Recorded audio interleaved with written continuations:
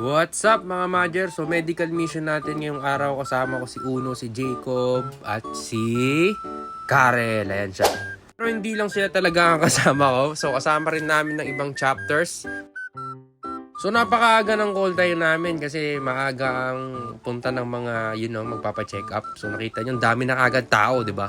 Si David hawak ang aming banner at syempre papakilala ko sa inyo pinakakupal dito, si Kurt Hagisan.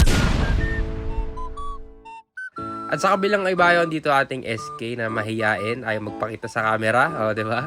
Umaga pa lang at busy na kami kasama ng mga leaders ng iba ring chapter. So ayan, makikita nyo. So busy sila mag-usap at hindi ko alam kung anong topic nila ng mga oras na yan. Di ba? At syempre wala nang iba kundi si Bert King. So tamang video tayo kasama si SK. O di ba? Di siya nakatingin sa camera. As usual, wala pa ring tulog. 2 oras na tulog. Okay, pero kailangan nating gampanan ang ating mga responsibilidad bilang kasama ng kapatira natin, di ba? Sa mga oras na to, bigla nang sumikat ang araw at kami ay pumunta na sa lilim. Siyempre, hindi namin kaya init ng araw eh. Kanina malilim pero ngayon it's over. Habang busy pa rin talaga ang lahat sa ating medical mission. Panibagong tent na naman ang dumating para sa ating mga nagpapacheck up. Siyempre, para hindi sila mainitan. Kita-kita naman natin na sobrang dami ang taong dumadating at kulang pa rin talaga sa tent. At sa wakas dumating na ang ating pagkaing adobo na kumakain si Gabo at kumakain din si Jacob. At makikita natin si Tito nag-hand sign at pinakita ni David yung adobo sa akin.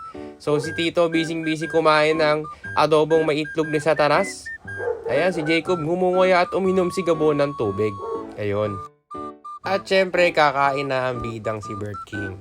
Actually kumain na ako sa bahay pero dahil libre to syempre hindi natin tatanggihan ng biyaya.